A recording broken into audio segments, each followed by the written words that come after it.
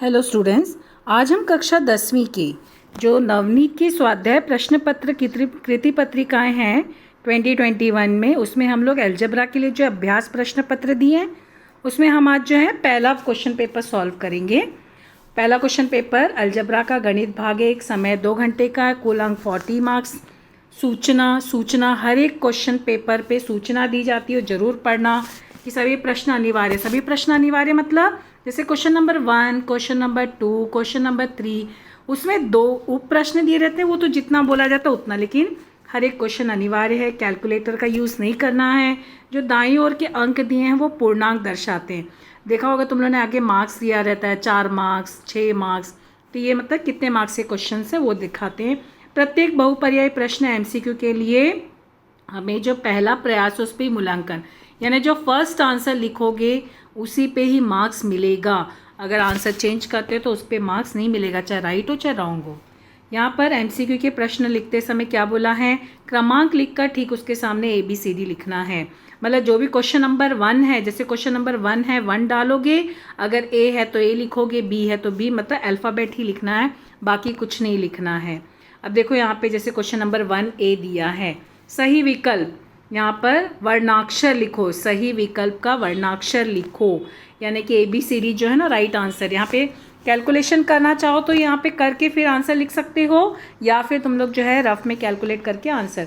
यहाँ पे बोला ना, इसको आलेख खींचने के लिए 4x + 5y = 19 का आलेख खींचने के लिए x = 1, y का मान कितना होगा, तो कैलकुलेशन कर सकते हो, डायरेक्ट मौखिक भी हो जाएगा। देखो x का मान 1 है तो 4 × 1 कितना हुआ, 4। फिर ये 4 को यहाँ पक्षांतर किए तो माइनस हो गया, तो 19 में से 4 घटा 15 हो गया। ये 5y है, यानी 5 जो है भाग हो गया, तो कितना आया 3, यानी y का मान कितना आया 3, यानी ये आंसर हुआ B। तो हम आंसर कैसे लिखेंगे, 1 का B, इस तरह से। तो ऐसे हमें यहाँ पर भी नेक्स्ट क्वेश्चन क्या बोला है, विवेचक का मान, विवेचक यानी B² - 4AC। तो तुम लोग तुलना करोगे, ये A है, ये B है, ये C है। तो यहाँ पर देखो B² यानी 5 का वर्ग 25 और 4AC, 4 और 2 × 2 कितना हुआ 8, तो यानी 4 × 2 8 हुआ, 25 में से 8 घटा, B² - 4AC मिल गया। तो इस तरह से तुम्हें हल करना है। फिर A = 4, T = T20 36 बोला है, और प्रथम 20 पदों का योगफल, ध्यान देना योगफल शब्द आ गया ना, SN का सूत्र लगा।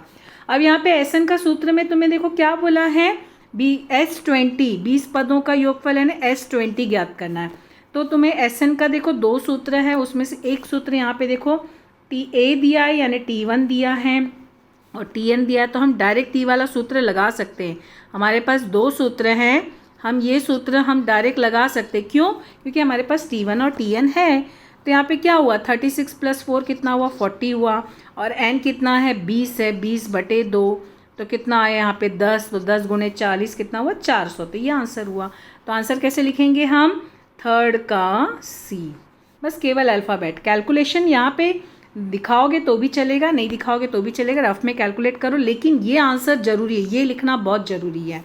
फिर यहाँ पे कौन सा पर्याय संभावता नहीं है पूछा है, तो देखो संभावता नहीं है, जो संभावता होता है वो 0 से 1 के बीच में होता है या % के बीच में होता है।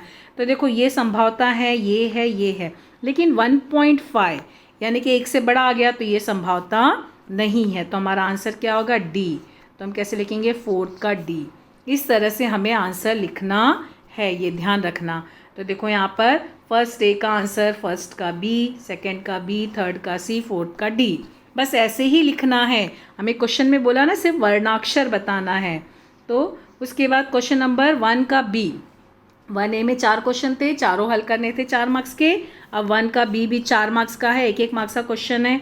क्या बोला, 3x = 4y - 12 को सामान्य रूप में लिखो।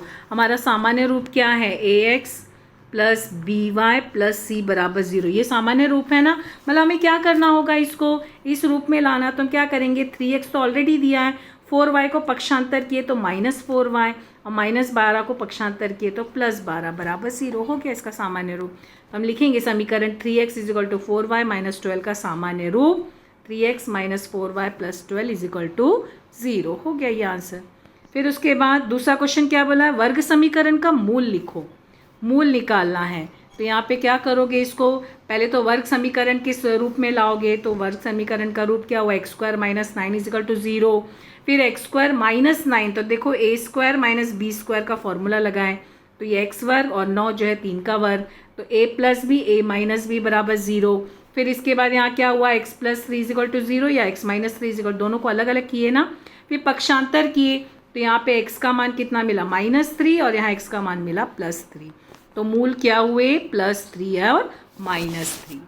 तो फिर ये हमारा सवाल हल हुआ। तीसरा सवाल क्या बोला है, 2 2 2 इस अंकगणितीय श्रृंखला का सौवां पद ज्ञात करो। तो यहाँ पे ध्यान देना, सौवां पद आ गया मतलब tn का सूत्र लगा। ठीक है, तो tn का सूत्र लगा तो a क्या हो गया, 2 है। d क्या हुआ, t2 माइनस t1। चूंकि अंकगणितीय श्रृंखला दिया है तो डायरेक्ट t2 माइनस t1 का सूत्र लगाओगे तो d क्या हो गया, 0।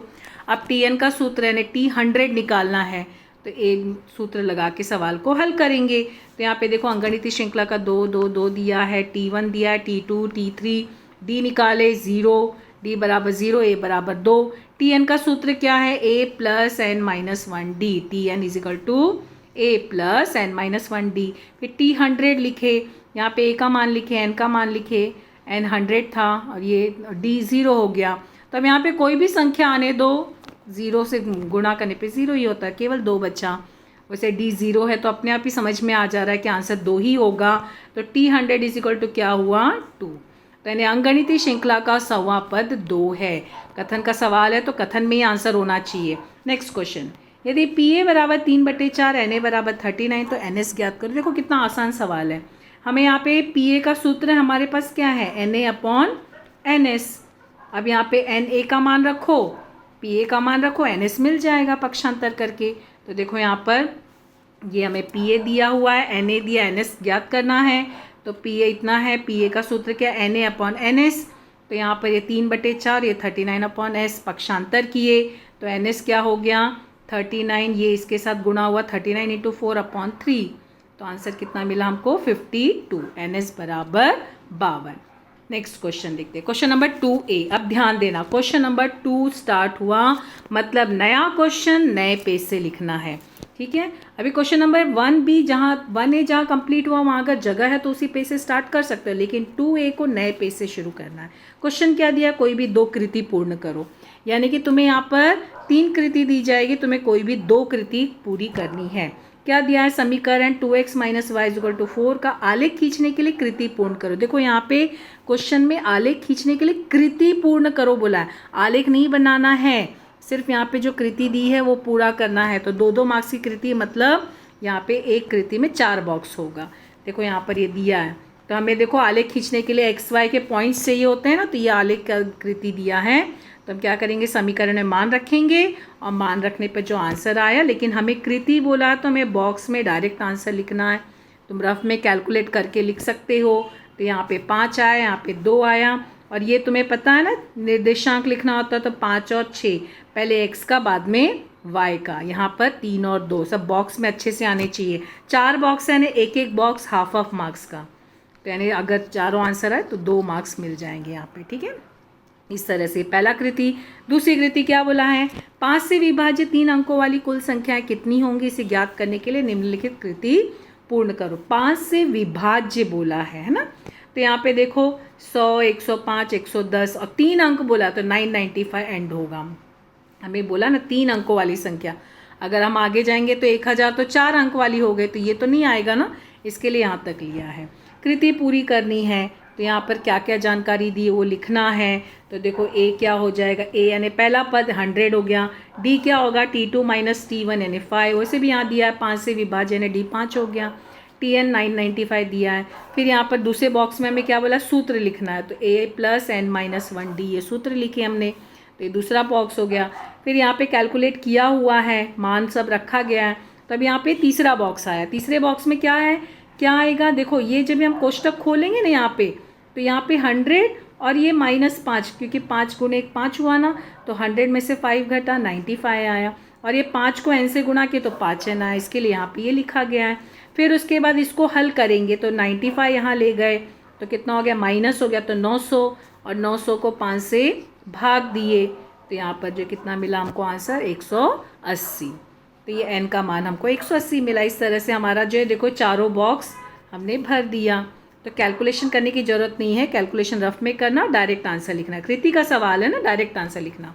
एक पासा फेंका गया, एक के ऊपरी पृष्ठभाग पर सम संख्या प्राप्त होने की घटना, यानी एक पासा फेंका गया तो 1 2 3 4 5 6, यहाँ 6 आया। सम संख्या मतलब क्या हुआ, जिसका भाग जो 2 से भाग जाता हो। तो यहाँ पे पहले एक पासा है, ये सब ध्यान देना क्या क्या जानकारी दी है। तो नमूना अवकाश लिखे 1 2 3 4 5 6 धनु कोष्ठक में, NS 6 हो गया। फिर यहाँ पे सम संख्या प्राप्त होने की घटना मतलब 2 4 6, 2 से भाग जा रहा है ना, तो NA कितना मिला हमको, 3 मिला। तो देखो ये 4 बॉक्स कंप्लीट हो गया। अब आया क्वेश्चन नंबर 2B। अब देखो क्वेश्चन नंबर 2B है तो कंटिन्यू ही है ना, 2 का ही कंटिन्यू। तो अगर क्वेश्चन नंबर 2A जहाँ कंप्लीट हुआ वहाँ अगर जगह बची है तो उसी के नीचे स्टार्ट कर सकते हो, नहीं बची तो अगले पेज पे जाना। लेकिन नया क्वेश्चन नए पेज से। क्या बोला, कोई भी 4 उप प्रश्न को हल करो, 8 मार्क्स है। ये दाईं तरफ के अंक है ना, 8 मार्क्स, यानी कि हमें जो क्वेश्चन दिए उसमें से 4 हल करने, 2 मार्क्स के रहेंगे। पहला क्या बोला है, वर्ग समीकरण के मूलों का स्वरूप निर्धारित करो। मूलों का स्वरूप कैसे निर्धारित होगा, डेल्टा यानी b² - 4ac का मान निकालना। अगर 0 से बड़ा है, 0 से छोटा है या 0 के बराबर है, इससे हम लोग मूल का स्वरूप निश्चित करते हैं ना। तो पहले तो हमें विवेचक का मान निकालना होगा। तो यहाँ पे देखो पहले हमने इसकी तुलना की, ax² + bx + c = 0 से करने पर a करनी में 3, b करनी में 2, c -2 करनी में 3। देखो चिन्ह के साथ लिखना, गुणांक लिखते हैं, चरांक नहीं लिखते हैं, चिन्ह के साथ लेकिन लिखते हैं। तो यहाँ पे क्या हो गया, डेल्टा = b² - 4ac। तो b तुम्हारा ये करनी में 2 का वर्ग है, 4ac 4 गुणे करनी में 3 गुणे -2 करनी में 3। तो यहाँ पे जब माइनस होगा तो इसको ब्रैकेट में लिखना। फिर यहाँ पे क्या हो जाएगा, करनी में 2 का वर्ग 2 हुआ, और फिर यहाँ पे देखो 4 गुणे 2 8, 8 गुणे 3 24, और माइनस माइनस मिलके प्लस हो गया। तो 24 और 2 जुड़ के कितने हुए, 26 हुए। अब देखो यहाँ पे आंसर हमको प्लस में मिला है। तो अगर तुम्हारे पास आंसर प्लस में आता है, चाहे वो पॉइंट में आंसर हो, चाहे करनी में हो, चाहे बटे में हो, चाहे कितनी भी बड़ी संख्या हो, कितनी भी छोटी संख्या हो, प्लस रहा मतलब डेल्टा 0 से बड़ा है। अगर माइनस में आंसर आया मतलब डेल्टा 0 से छोटा है, और 0 के बराबर आया तो डेल्टा 0 के बराबर हो गया। तो यानी कि यहाँ पे हमें क्या मिला, ये प्लस में आंसर है मतलब डेल्टा > 0। देखो संख्या रेखा पर ये 0 है ना, ये प्लस की संख्या है, माइनस की संख्या, तो यानी 0 से बड़ा, यहाँ पे 0 से छोटा।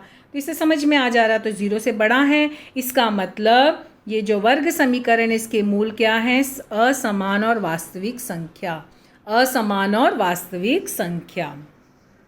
फिर उसके बाद अगला क्वेश्चन क्या दिया, अच्छी तरह फेंटी गई 52 ताश की पत्तियों में से एक पत्ता निकाला गया, हुकुम का पत्ता है तो संभावता ज्ञात करो। हुकुम का पत्ता ना, तो यहाँ पे देखो ताश के पत्ते में कितना क्या क्या हो जाएगा, यहाँ पर हुकुम, चिड़ी, पान और ईंट, यानी टोटल 52 पत्ते हो गए। तो अब यहाँ पर हमें हुकुम का पत्ता निकला, यानी कि घटना मानना है, क्योंकि हमें प्रश्न में नहीं दिया ना, इसके लिए हमने माना घटना A बराबर पत्ता हुकुम का पत्ता हो।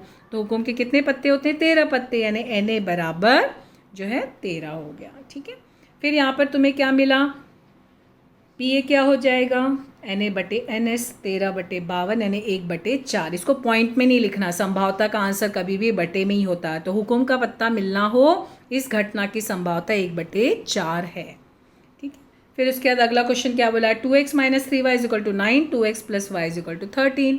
हल करो। अब देखो इसको हल करने का 2 तरीका है, या तो निरसन करने की पद्धति से हल करना, या फिर तुम लोग जो है इसको क्रैमर के नियम से, जो तुम्हें आसानी से, लेकिन देखो निरसन करने की पद्धति से हल कर सकते हैं हम लोग।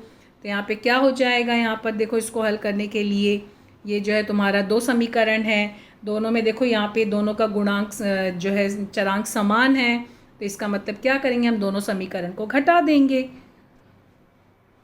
तो अब यहाँ पे देखो समीकरण घटाने पर क्या हुआ, जब समीकरण घटाते तो चिन्ह बदलता है ना, तो ये दोनों कट गया, और देखो माइनस माइनस यानी -4y, और 9 - 13 बड़ी संख्या है ना ये, माइनस इसके लिए -4, तो माइनस माइनस कट गया, तो y बराबर 4/4, यानी y का मान 1 मिला। अब जो y का मान मिला किसी भी एक समीकरण में प्रतिस्थापित करो।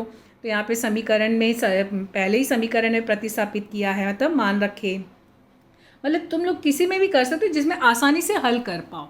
तो क्या हो जाएगा, 3 × 1 3 हुआ, फिर ये 3 को पक्षांतर किए तो -3 यहाँ आके +3 हो गया, 12 हो गया, अब यहाँ देखो 2x है, गुणा है, तो गुणा इसके लिए यहाँ के भाग हो गया, तो कितना आया 6, तो x का मान हमको कितना मिला 6। यानी कि समीकरण का हल क्या है, x बराबर 6, y बराबर 1 समीकरण का हल है। नेक्स्ट क्वेश्चन देखो क्या दिया है, 10 से 250 के बीच कितनी प्राकृत संख्या है 4 से विभाज्य, जो 4 से विभाज्य है। तो देखो 4 से विभाज्य प्राकृत संख्या, अभी देखो 10 तो 4 से भाग जाता नहीं है, 11 का भी नहीं जाता, तो क्या आया पहली संख्या 12। फिर 12 के बाद क्या करना, 4 से विभाजन है, 4 4 जोड़ते चले जाना, 12 में 4 जुड़ा 16, 16 में 4 जुड़ा 20, ऐसे करके। लेकिन हमको एंड दिया है ना, एंड क्या बोला 250 के बीच ना, तो 250 का तो भाग 4 से नहीं जाता है, 249 इसका भी नहीं जाता है, तो 248 देखो क्या इसका 4 से भाग जा रहा है, हाँ 4 6 24, 4 2 जाने जा रहा, तो लास्ट संख्या क्या हुई 248। तो ये हमारी श्रृंखला बन गई। अब ए डी सब टी एन के सूत्र से हल करेंगे, तो यहाँ पे देखो ये हमारी श्रृंखला बन गई, 4 से विभाज्य है, और ये जो है टी एन क्या है 248 टी एन है, ए 12 है, डी 4 है, तो टी एन का सूत्र क्या a+n-1 डी सूत्र है, मान रखो। तो यहाँ पे क्या हुआ 248 है, वे टी एन था, ये 12 या n-1 गुने 4, फिर यहाँ पे कोष्टक खोले, 4 को n से गुणा के 4 है, 4 को 4 से गुणा के -4। अब देखो 12 में से 4 घटा 8, और ये 4 n ऐसे ही रहा, फिर इस 8 को पक्षांतर किए तो -8 हो गया, तो यानी कि 248 में से 8 घटा तो 240 हो गया। अभी गुणा है तो यानी कि 240/4, तो कितना हो गया 4 6 24, n का मान 60। कथन का सवाल है तो आंसर भी कथन में, तो 248 इस अनुक्रम का 60वीं संख्या है, मतलब 248 जो 60वां संख्या है। अगला क्वेश्चन, यदि वर्ग समीकरण 3x² - kx + 48 का मूल वास्तविक और समान हो तो k का मान ज्ञात करो। देखो अभी यहाँ पे मूल क्या बोला है, वास्तविक और समान। वास्तविक और समान कब होगा, जब डेल्टा जो है यहाँ पे बराबर 0 होगा, डेल्टा बराबर 0, क्योंकि अगर डेल्टा जो है -0 से छोटा हो गया, माइनस में, तो वास्तविक संख्या ही नहीं होगी, और 0 से बड़ा अभी हमने देखा था ना असमान और वास्तविक, और डेल्टा 0 के बराबर है, मतलब मूल जो है वास्तविक तथा समान है, और डेल्टा मतलब b² - 4ac, तो b² - 4ac का मान निकालेंगे और फिर पक्षांतर करके हल करेंगे। तो देखो पहले तो हम समीकरण की तुलना करेंगे ना, किससे करेंगे, ax² + bx + c बराबर 0 से तुलना करने पर a बराबर 3, b बराबर -k, c बराबर 48, चिन्ह के साथ लिखना गुणांक को, फिर यहाँ पे b² - 4ac यानी -k का वर्ग, 4 × 3 × 48 है, तो k का वर्ग -576 आया, ये सब गुणा हुआ ना इसके साथ। अब यहाँ पे देखो हमें प्रश्न में क्या बोला है कि वर्ग समीकरण का मूल वास्तविक तथा समान है, इसका मतलब डेल्टा = 0, और डेल्टा हमको क्या मिला k² - 576 बराबर 0, पक्षांतर किए 576 को, तो यहाँ क्या हो गया k² = 576 हो गया, तो k क्या हुआ, k वर्ग था ना, तो वर्गमूल लिए तो +-576। अब यहाँ पे देखो 576 का वर्गमूल क्या है 14, +-14, तो k का मान हमको क्या मिला +14 और k का मान -14, तो ये हो गया यहाँ पे k का मान, ठीक है। लेकिन ध्यान देना k का मान आने के बाद चेक करना, इसमें रखने पर, मतलब समीकरण में मान रखने पर हमको 0 मिल रहा है या नहीं मिल रहा है, 0 मिलेगा तो ही वो k का मान होगा। कभी कभी दोनों का मिल जाता है, कभी कभी किसी एक में मिलता है, किसी एक में नहीं मिलता है, इसके लिए वो चेक कर लेना। देखो ऐसे 14 है, 14 का वर्ग जो है यहाँ पर 576 ही है, तो 576 - 576 0 होता है, -14 रखें तो -14 का भी वही वर्ग है, तो यहाँ पर दोनों आंसर आएगा। नेक्स्ट क्वेश्चन क्या बोला है, क्वेश्चन नंबर 3 ए, नया क्वेश्चन नए पेज से शुरू करना, कोई भी एक कृति पूर्ण करना है, 2 कृति दी जाएगी, एक कृति 3 मार्क्स का है, 3 मार्क्स आ गया मतलब 6 बॉक्स रहेंगे। अंकगणित श्रृंखला का प्रथम 41 पदों का योगफल 5125, तो उसका 21वां पद ज्ञात करने के लिए कृति को पूर्ण करो। तो यहाँ पर देखो ये कृति है, यहाँ पर SN का सूत्र लिखना है 2a + n-1d आएगा, फिर यहाँ पे सूत्र 41/2 और यहाँ पे ये इंटू आएगा। देखो अभी ये क्वेश्चन तुम्हारा जो है बुक का प्रश्न में ही बराबर का चिन्ह छपा, एक्चुअली यहाँ पे गुणा आएगा, तो यहाँ पे n हमें 41 दिया ना, तो 41 - 1d आया। कोष्टक खोले तो यहाँ पे कोष्टक खुला, हल हुआ। अब यहाँ पे देखो डायरेक्ट ये बॉक्स आ गया, 41 है तो यानी बटे में नहीं है, इसका मतलब क्या हुआ, 2 कॉमन निकाले तो a + 20d, ठीक है, और ये 41/2, तो ये 2 और 2 कट गया, इसके लिए हमें मिला 41 इंटू a प्लस 20d। फिर उसके बाद यहाँ पे a प्लस 20d है, ये 41 को यहाँ पक्षांतर किए तो क्या हो गया 5125/41। ये सब रफ कार्य करना, तो देखो 5125/41 ये आंसर मिला। तो यहाँ पर अभी क्या हुआ, a प्लस 20d क्या हुआ 125 मिला। तो यहाँ पे 21वां पर tn क्या हुआ, tn का सूत्र क्या a plus n minus 1d, तो a प्लस 21 माइनस 1d यानी a प्लस 20d। और अभी हमको देखो a प्लस 20d हमको 125 मिला है, तो डायरेक्ट यहाँ पे आंसर आ गया 125। तो इस तरह से कृति पूर्ण करना है। कोई भी एक कृति, 2 कृति दी जाएगी, तुम्हें एक करना है, 6 बॉक्स रहेंगे टोटल। यहाँ पे देखो क्रैमर की विधि से हल करने को बोला है, तो d का मान ये दिया है, सिर्फ ये बॉक्स भरना है। तो बॉक्स भरना कैसे, निश्चयक मान 3 गुणे 1 3 हुआ, और यहाँ पे 2 गुणे 2 कितना हुआ 4 हुआ, और माइनस माइनस प्लस हो गया, तो 3 और 4 जुड़ के 7 हो गया। ये ऑलरेडी कैलकुलेट किया हुआ है dx का मान। dx हम लोग कैसे लिखते हैं मालूम है ना, dx जो होता है वो कैसे होता है c1 c2 और फिर उसके बाद b1 b2, ये ध्यान देना, ठीक है dx। अभी यहाँ पे dy, और dy कैसे लिखते हैं हम लोग, a1 a2 ये याद रखना, और c1 c2, ठीक है, ये हो गया। तो यहाँ पर देखो 3 और 2 और फिर 3 और 16, फिर यहाँ पे 3 गुणा निश्चयक मान निकाले, 16 गुणे 3 48 और 3 गुणे 2 6, 48 में से 6 घटा 42 42 आया। फिर यहाँ पे x का मान निकालना था dx अपॉन d, तो dx हमें 35 मिला है अपॉन 7 यानी 5 मिला, और dy यहाँ पे y निकालना था, तो dy अपॉन d यानी 42/7 यानी 6 आया। तो टोटल देखो 6 बॉक्स हैं, 1 2 3 4 5 6, यानी कि एक एक बॉक्स हाफ मार्क्स यानी 3 मार्क्स के हो जाएंगे। तो इस तरह से कृति के सवाल थे। अब क्वेश्चन नंबर 3 भी देखो, कोई भी 2 प्रश्न को हल करना है, 2 क्वेश्चन हल करने 6 मार्क्स यानी 3 मार्क्स का एक क्वेश्चन रहेगा। क्या बोला, एक कारखाने में कुशल तथा अकुशल कारीगर का वेतन का अनुपात दिया है 5:3। यदि 2 प्रकार के कारीगर का एक दिन का कुल वेतन 720 है, तो दोनों प्रकार के कारीगरों का प्रतिदिन का वेतन ज्ञात करो। ठीक है, एक दिन का कुल वेतन दोनों का कुल वेतन बोला है ना, x प्लस वाई, माना एक का जो है x है कुशल मजदूर का और अकुशल मजदूर का y है, तो इनका योगफल 720 है। तो यहाँ पे दोनों कारीगर का एक प्रतिदिन का वेतन कितना वो ज्ञात करना है, तो कुल दिया है ना। तो सबसे पहले तो हम क्या करेंगे, माना कुशल मजदूर की एक दिन की मजदूरी x है, उनके जो है, और अकुशल मजदूर की एक दिन की मजदूरी y है, रुपीज़ को इस तरह से हम दर्शाते हैं। तो पहली शर्त के अनुसार क्या बोला, उनका अनुपात 5:3 है, मतलब x upon Y is equal to 5/3, तिर्यक गुणा किए तो यहाँ पे 3x is equal to 5y, मानक रूप में लाए तो क्या हुआ 3x minus 5y is equal to 0, पक्षांतर किए इसको ना। अब दूसरी शर्त क्या बोला, एक दिन की कुल मजदूरी 720 यानी x plus Y is equal to 720, तो ये हमारा समीकरण 1, ये हमारा समीकरण 2। अभी हम क्या करेंगे, समीकरण 1 और 2 को हल करेंगे। तो हल करने के लिए अगर निरसन की पद्धति लगा रहे तो कोई भी एक गुणांक को समान करो, किसी भी एक चरांक को, y को समान कर सकते हैं क्योंकि ये माइनस है प्लस है तो कट जाएगा।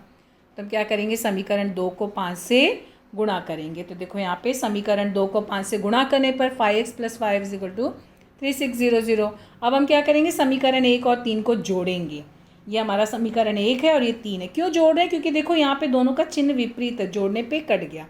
अगर घटाएंगे तो चिन्ह बदल जाएगा, तो कटेगा ही नहीं ना, इसके लिए कट होना चाहिए। अगर सेम रहा दोनों का चिन्ह तो घटा देना, विपरीत रहा तो जोड़ देना। तो अभी 5 और 3 कितना हुआ 8x, और यहाँ 3600, 8 को पक्षांतर किए तो 3600 बटे 8, तो कितना मिला 450। x का मान कितना मिला 450। अब ये मान किसी भी एक समीकरण में रखो जिसमें तुम आसानी से हल कर पाओ।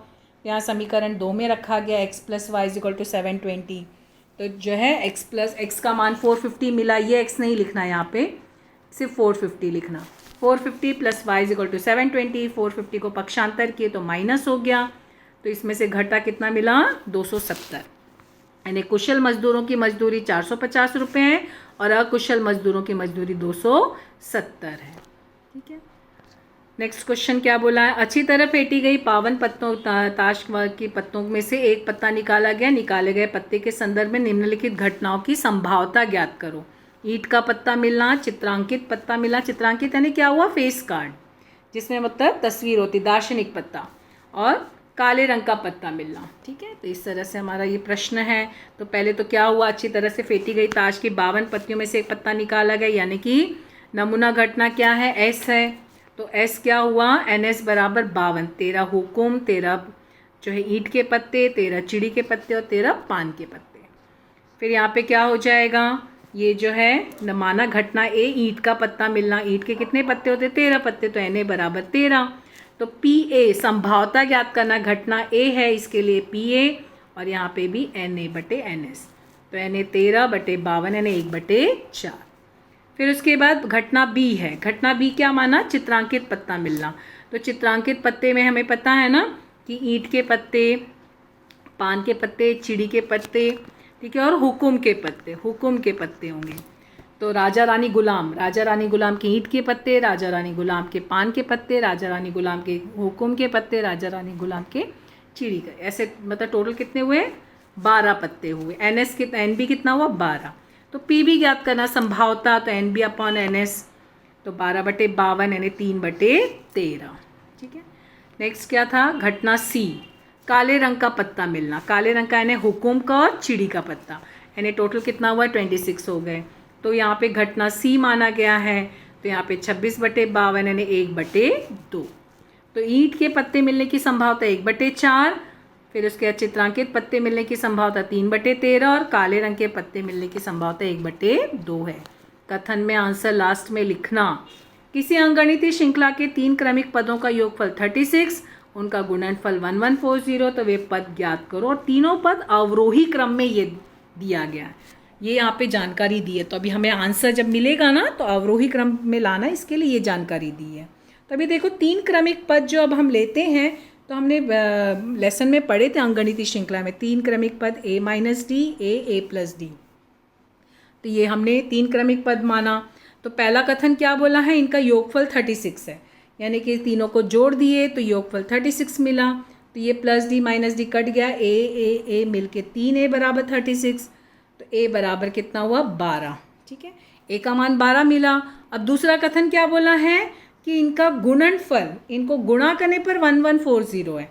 तो यहाँ दें A-D इंटू A+D। तो देखो यहाँ पर क्या हुआ, ये दोनों तुम देख रहे हो A² - D² का फॉर्मूला, और ये A ऐसे ही रहा। तो ये हमको समीकरण मिला, मगर हमारे पास A का मान मिला है ना 12, तो हम क्या करेंगे, A का मान 12 रखेंगे। तो यहाँ 12 हुआ, और यहाँ पे 12 का वर्ग, और ये D का वर्ग ऐसे ही रहेगा। अब ये जो 12 है इसको पक्षांतर किए तो देखो बटे में आ गया, और यहाँ ये 12 का वर्ग 144 - D², ये मिला हमको। अब यहाँ पे देखो हम जो है यहाँ पर इसको जब 12 से भाग दिए, ये 12 से कट हुआ तो 95 मिला। अब क्या करेंगे, ये जो 144 है इसको पक्षांतर करेंगे। तो जब 144 को पक्षांतर किए तो माइनस हो जाएगा, 95 - 144, तो माइनस कितना, -49। मगर ये माइनस कट गया, तो हमें क्या मिला, D² बराबर 49। लेकिन हमको D² है ना, D का मान निकालना है, तो वर्गमूल लिए तो क्या हुआ, D = +-7। अब यहाँ पे एक बार +7 लेके हल करोगे, एक बार -7 लेके हल करोगे। तो जब A-D निकाले तो एक मतलब जो है प्लस करेंगे तो 19 आया, माइनस करेंगे तो 5 आया। A का मान 12 मिला हुआ है, और A+D लेंगे तो यहाँ पे प्लस लेने पर 19, घटाने पर 5। लेकिन हमको प्रश्न में क्या बोला, 3 पद अवरोही क्रम में लेना है। तो इसका मतलब क्या करेंगे, अवरोही क्रम यानी बड़े से छोटा, तो 19, 12, 5। तो जो भी हमको आंसर मिला हम कैसे लेंगे, 19, 12, 5, बड़े से छोटा क्रम में लेना। इसलिए देखो क्वेश्चन में दिया था अवरोही क्रम। नेक्स्ट क्वेश्चन नंबर 4, कोई भी 2 प्रश्न हल करो, 8 मार्क्स यानी 4 मार्क्स का। क्वेश्चन नंबर 4 यानी नया प्रश्न, नए पेज से शुरू करना। क्या बोला है, कुटीर उद्योग के तहत एक दिन में निश्चित संख्या में मिट्टी के बर्तन बनते हैं। ऐसा पाया गया कि मिट्टी के एक बर्तन का उत्पादन मूल्य एक दिन के बने बर्तन की संख्या के दुगने से 5 अधिक है, और उसी दिन तैयार किए कुल बर्तनों का उत्पादन 168 है। तो बर्तनों की कुल संख्या ज्ञात करो। तो पहले तो फिर मानेंगे, तो यहाँ पे क्या माना, कुटीर उद्योग के तहत एक दिन में बनने वाले बर्तन की संख्या x है। ठीक है, कुटीर उद्योग में जो है। फिर प्रश्न के अनुसार हमें क्या मिला कि एक बर्तन का मूल्य क्या होगा, 2x + 5। ठीक है, रुपीज़ जो है, तो बनने वाले कुल बर्तन का मूल्य कितना हो गया, क्योंकि बर्तनों की संख्या x है और बर्तन का मूल्य 2x + 5, तो x × 2x + 5 हो गया। तो ये हमें मिला।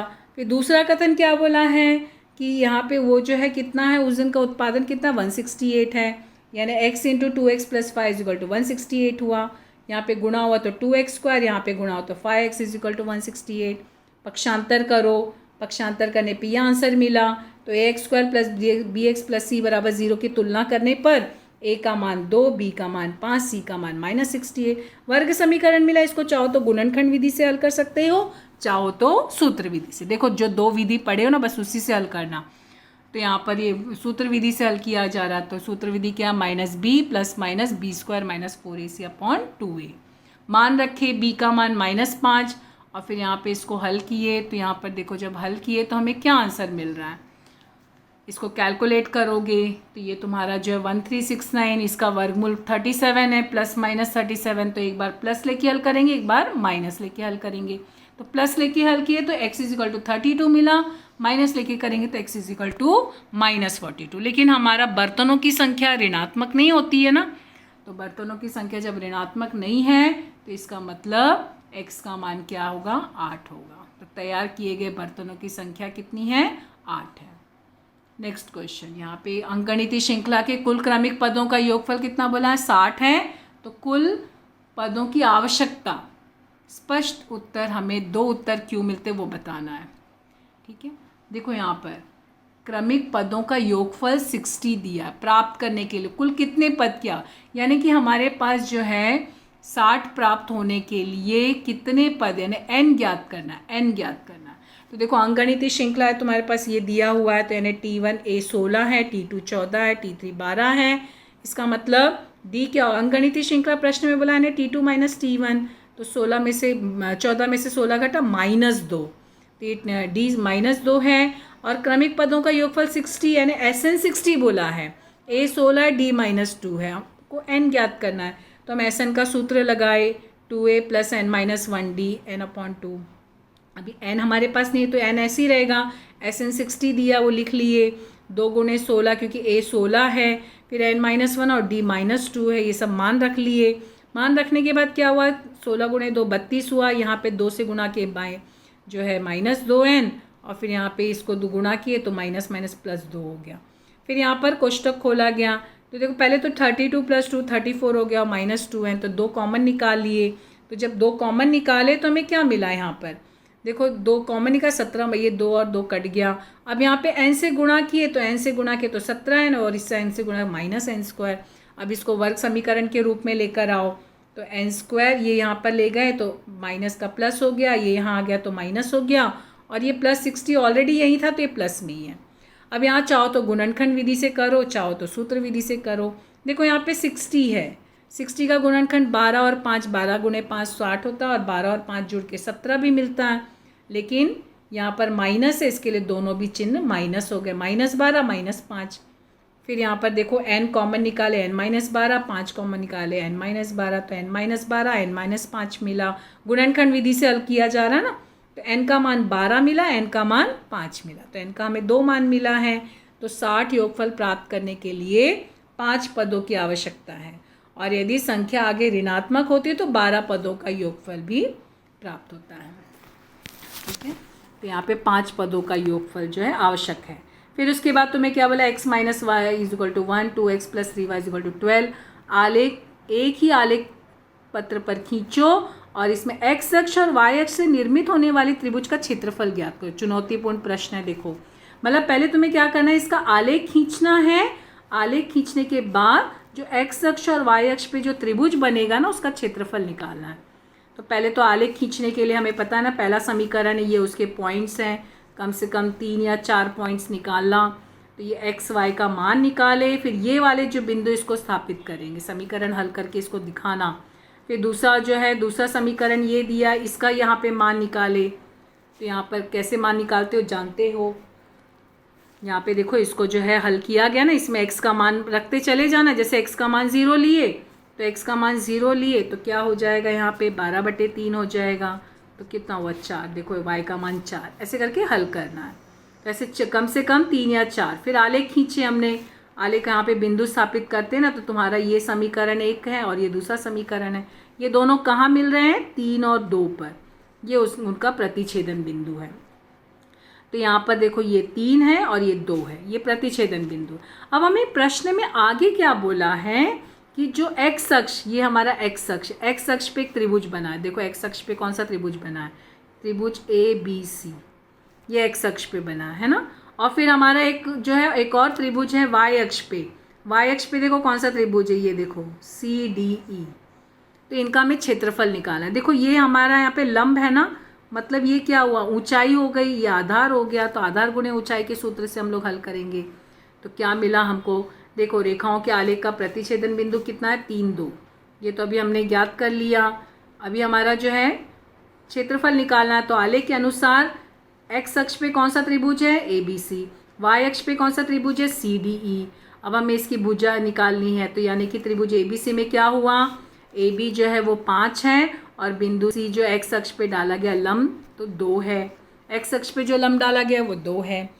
तो यहाँ पे CDE में DE 4 है, बिंदु C वाई अक्ष पे डाला गया लंब कितना है, यहाँ पर 3 है। तो यहाँ पर क्या हो जाएगा, त्रिभुज ABC का क्षेत्रफल कितना हो गया, 5 वर्ग इकाई और यहाँ पे 6 वर्ग इकाई। आधार गुणे ऊंचाई के सवाल से हल किया गया ना। नेक्स्ट क्वेश्चन नंबर 5, नया क्वेश्चन नए पेज से शुरू करना है। कोई एक प्रश्न हल करना है, 2 दिए जाएंगे, एक हल करना है, 3 मार्क्स का है ये क्वेश्चन। क्या बोला है, 2 चरांक वाले रेखीय समीकरण के आधार पर एक शाब्दिक प्रश्न की रचना इस प्रकार करो कि एक चरांक का मान 18 आना चाहिए। मतलब जब वो हम हल करेंगे तो चरांक का मान 18 आना चाहिए। मुक्तोत्तरी प्रश्न यानी कि सभी के आंसर्स अलग, मतलब सभी का कथन अलग अलग होगा, आंसर सबका एक कोई चरांक का मान 18 मिलना चाहिए। चाहे वो सवाल आयु से संबंधित हो, रुपए से संबंधित हो, या मीटर या गति से संबंधित हो। तो हम लोग जो किसी से भी संबंधित प्रश्न ले सकते हो। तो जैसे मान लो यहाँ पे लिया गया है, जैसे पीहू की वर्तमान आयु x है और कुहू की वर्तमान आयु y है। तो कुहू की आयु पीहू की आयु से दुगनी से 4 अधिक है और 6 वर्ष पहले कुहू की आयु पीहू की तत्कालीन आयु की 12 गुनी है। ये 2 जानकारी लेंगे, कथन बनाएंगे। तो पहले कथन में बोला ना y = 2x + 4, क्योंकि दुगने से 4 अधिक है। फिर ये पक्षांतर किए तो -2x + y = 4, पहला समीकरण मिला। दूसरा समीकरण में क्या बोला, 6 वर्ष पहले, यानी कि y में से जो है दोनों के इसमें से 6 वर्ष घटा दिए, पहले बोला ना घटा दिए, 12 गुणा है ना, इसके लिए 12 से गुणा किए, कोष्टक खोले तो 12x, 6 से गुणा किए 72 हुआ। फिर इसको पक्षांतर किए तो -12x और ये y यहीं पे तो प्लस, और ये 6 को पक्षांतर किए तो +6 हो गया। तो -12x + y = -66 हो गया। ठीक है, तो फिर यहाँ पर क्या हो जाएगा, देखो यहाँ पर समीकरण 2 समीकरण है, दोनों में देखो ये दोनों का चिन्ह सेम है। तो इसके लिए क्या करेंगे, हम समीकरण को घटा देंगे। तो घटाने पर चिन्ह बदलता है, तो ये दोनों कट गया और देखो ये प्लस हो गया। तो यानी 12 में से 2 घटा 10x और ये प्लस यानी 17। तो x का मान कितना मिला, 7 मिला। ठीक है, फिर x का मान किसी भी एक समीकरण में रखो। तो जैसे इस समीकरण में रखे तो -2 × 7 + y = 4, तो -14 + y = 4, यानी y = 4 + 14, यानी y का मान 18 मिला। देखो y का मान 18 मिला, यानी कि पीहू की वर्तमान आयु 7 वर्ष और कुहू की वर्तमान आयु 18 वर्ष। हमें बोला था ना कोई भी एक मान, कोई भी x का या y का, किसी कोई भी एक चरांक का मान तुम्हें 18 मिलना चाहिए। तो ये तुम्हारा एक प्रश्न था। फिर दूसरा क्वेश्चन क्या बोला है, नीचे दी गई प्रवाह आकृति की सहायता से सूत्र विधि से, मतलब ये समीकरण को सूत्र विधि से हल करना है। पहले जैसे जैसे प्रवाह आकृति दी ना वैसे वैसे लिखना है। तो जैसे यहाँ पे वर्ग समीकरण को मानक रूप में लिखो, फिर ABC से तुलना करो, फिर b² - 4ac का मान ज्ञात करो, फिर सूत्र लिखो और फिर उससे मूल ज्ञात करो। तो देखो यहाँ पर सबसे पहले समीकरण को मानक रूप में लिखा गया, तुलना की गई, ABC का मान लिया गया, b² - 4ac निकाला गया है, b² - 4ac 32 मिला है। फिर उसके बाद सूत्र लिखा गया, सूत्र क्या है, x = -b + b² - 4ac/2a, ये आंसर है। अब इसको हल किया गया, मान रख के हल किया गया तो हमें ये आंसर मिला है। तो यहाँ पर हमको क्या मिला, x = √2 और x = -3√2, ये आंसर मिला है। तो इस तरह से हमारा जो है ये नवनीत स्वाध्याय कृति पत्रिका का जो है अलजेब्रा का पहला पेपर कंप्लीट होता है। Thank you.